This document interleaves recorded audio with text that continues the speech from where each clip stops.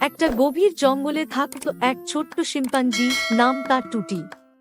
টুটি ছিল ভীষণ চঞ্চল আর কৌতূহলী। জঙ্গলের বড়রা যখন বিশ্রাম নিত, টুটি তখন গাছে গাছে লাফিয়ে বেড়াত, নতুন নতুন ফল খুঁজত আর পাখিদের সাথে বন্ধুত্ব করত। একদিন টুটি দেখতে পেল এক পুরনো গাছের গর্তে কিছু জল জল করছে।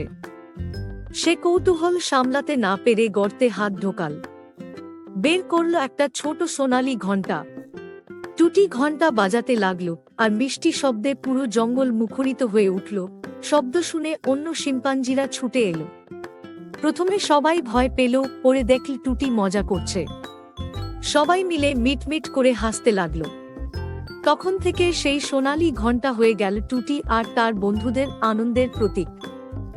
যখনই কেউ মন খারাপ করত, টুটি সেই ঘণ্টা বাজাতো আর সবাই আবার হাসতে শুরু করত। টুটি বুঝতে শিখেছিল, আনন্দ ভাগ করে নিলেই আনন্দ বেড়ে যায়।